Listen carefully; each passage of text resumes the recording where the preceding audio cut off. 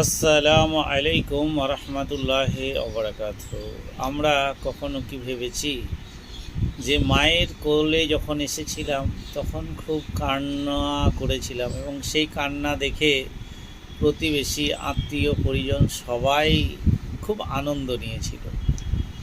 আবারও যখন আমি পৃথিবী ছেড়ে চলে যাব তখন কিন্তু নীরব হয়ে যাব এবং সেই আমার মুখের যে কান্না রয়েছিল সেই কান্না কিন্তু প্রতিবেশী সহ বাড়ির আত্মীয় পরিজন ভাই ব্রাদার সবাই ক্রন্দন করবে।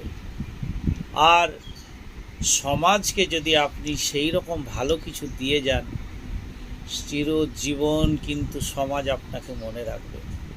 আর যদি আপনি ভাবেন যে সমাজে এসেছি, সমাজে যত রকম অত্যাচার অনাচার অবিচার করে যাব, আপনি এই পৃথিবী থেকে ওই জগতে যখন চলে যাবেন তখন অনেকে নিঃশ্বাস ছেড়ে বলবে, যাক এতদিনে কোনো এক জালিমের কাছ থেকে রেহাই পেলাম।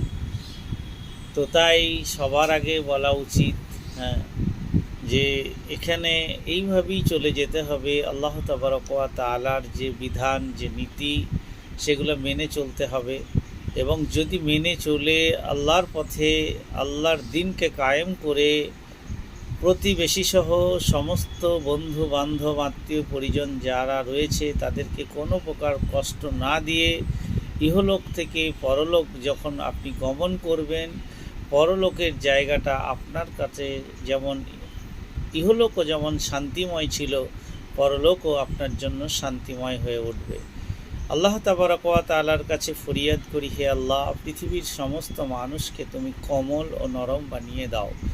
যারা আজকে এই যে দলাদলি মারামারি হিন্দু মুসলিম খ্রিস্টান ইহুদি নাসারা নিয়ে যে ঝই ঝামেলা করছে, তাহলে মুসলিম মানে মারতে হবে, হিন্দু মানে মারতে হবে, জিহাদি মানে মারতে হবে।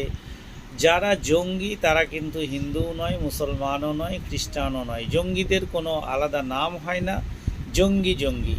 তাই আপনাকে বলছি, আপনি বা আমি যেই হই না কেন, পৃথিবীর বুকে আল্লাহ তাবারক ওয়া তাআলার কাছে ফরিয়াদ করি, হে আল্লাহ, তুমি সেই রকমভাবে সেই মানুষগুলোকে তুমি মানুষের মতো মানুষ বানিয়ে দাও যারা ইহকালেও কামিয়াবি হবে, পরলোক গমনের পরও কামিয়াবি হবে। এমন কিছু দৃষ্টান্ত ঘটিয়ে দাও মানুষের দ্বারা যে মানুষকে চিরজীবন আল্লাহ তাবারক ওয়া তাআলা আর সহ পৃথিবীর সমস্ত মানুষ মনে রেখে যেতে পারে। এরকম ভাবনা নিয়েই চলার নির্দেশ দেওয়া হচ্ছে। আপনারা নিশ্চয়ই সুন্দরভাবে চলবেন, অনেক জ্ঞানী মানুষ। আসসালামু আলাইকুম ওয়া রাহমাতুল্লাহি ওয়া বারাকাতুহু।